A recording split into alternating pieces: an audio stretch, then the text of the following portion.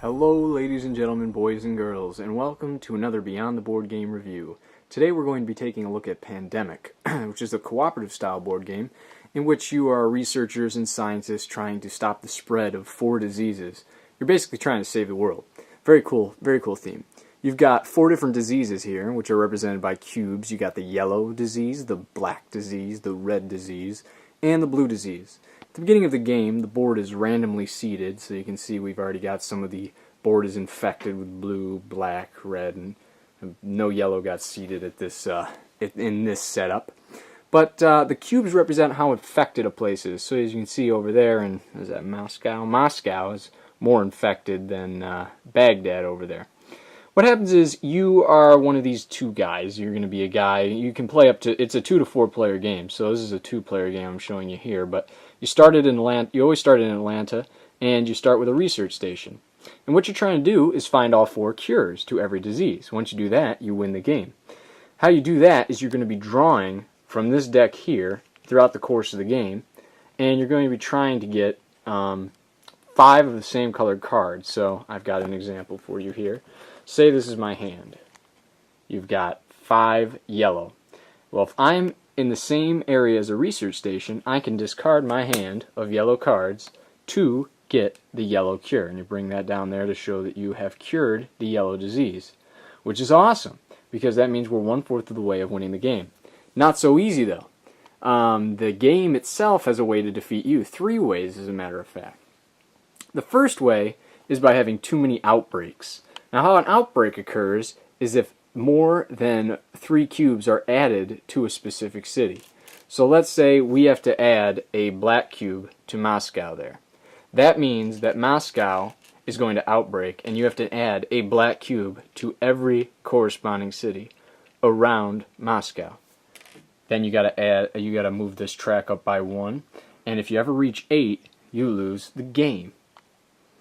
Now, it's also possible that there could be multiple outbreaks in one shot. So let's say that this was the setup for our board. And let's say that Moscow outbreaks.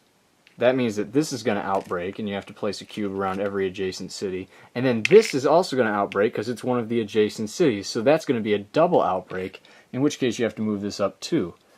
The game can quickly escalate, so you've got to make sure that there's not so many cubes in certain cities, because throughout the game you're going to be pulling cards from this, which is the infection deck, and there's going to be a pictured city with a color. You got to add that color to that city. So we drew Lagos, so we grab one of the yellow cubes here, we go over to Lagos. Where are you? There you are. So we put 1 there, right?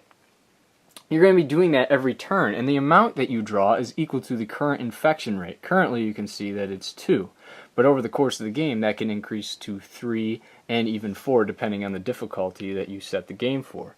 Yeah, the difficulty is adjustable as well.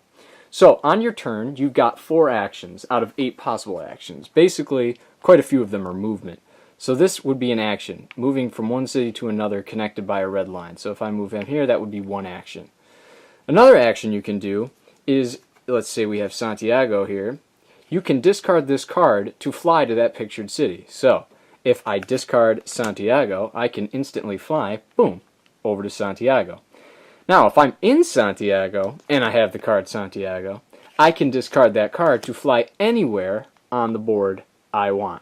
Anywhere, any city, any over here, way over there, even right next to it. Well, you would never do that, but you can.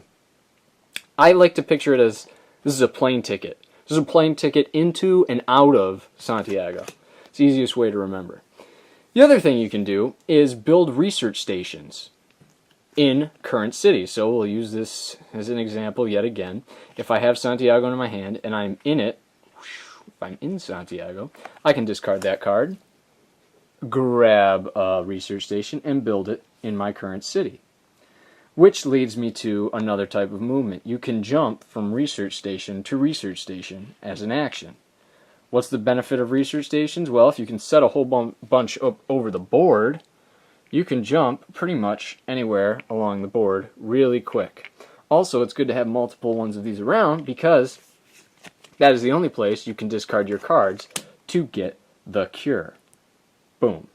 Now, to stop these outbreaks, or that's what you gotta stave off them winning the game. So you have time to win the game yourself, not they, the board. Pandemic. You have to stave off the board game winning.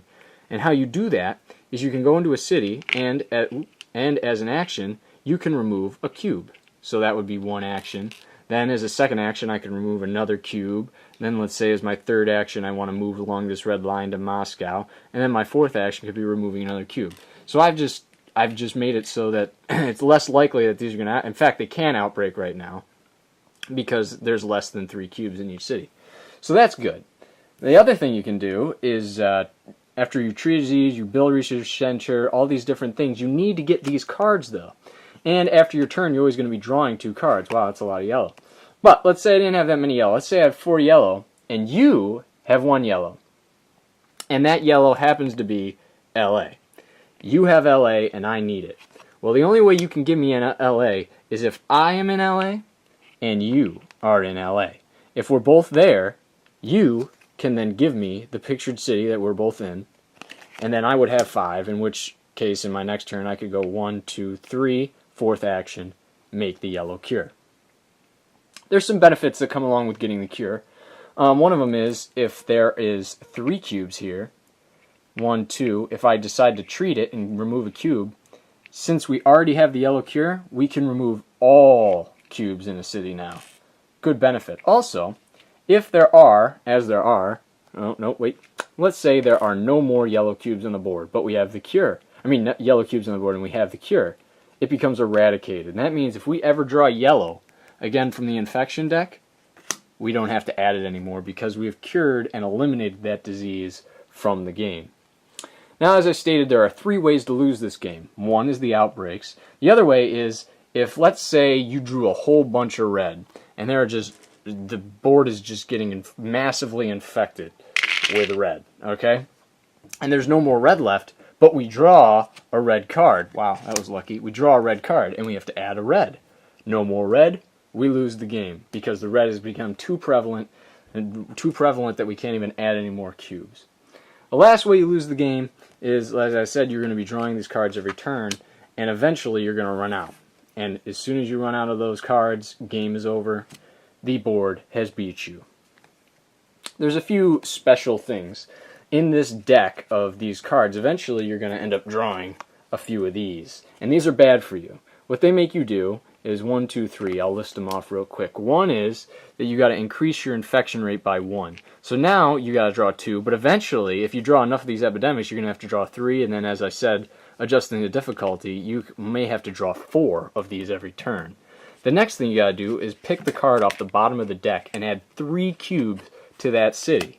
So let's see, we got San Francisco over there, and we have to add 3 cubes to that city. Then you have to shuffle the discard pile and put it back on top of the infection pile, and then draw your card for the infection rate. So essentially, you're going to be drawing cards that you've already drawn, meaning every place with cubes on the board is now in danger of being drawn. Very dangerous indeed. That's how you could get these outbreaks going up really fast. So, bad card. Then a few other cards that can be in here are these special events, like this one, all these. I mean, the one I like to explain is this one quiet night. That means that you don't have to play the infection phase after one of your turns. Good benefits, you can play them at any time, and it's not an action of your 4 actions. And then the last thing is, at the beginning of the game, everybody's going to get a specific role. Out on the board here we have the scientist, which means you only need 4 cards in order to get the cure. And then the other one here is the medic. And the medic is that if you walk into a city and you already have the cure for it, let's say we have the yellow cure, right? If you just walk into the city, all the cubes get removed. Also, if you don't have the cure, if you decide to cure Miami with 3 cubes, you get to remove all of them instead of just 1. So, you get special roles, special benefits. It's a lot of fun. It's a great game. I can't recommend it enough, especially if you like to have group plays. And it's probably my favorite cooperative game, actually. And I know that a new one just got released, so the components are probably up to date, really cool. I like these components, though, to be honest. I know I've heard some complaints about the cubes, but to be honest, I like the cubes. I mean, it's just a lot of fun. Everyone I've ever introduced this game to loves it. Played these 2 little kids before, and they were telling me it was just, you can't go wrong. You can't go wrong. So at least check it out. If not, just buy it.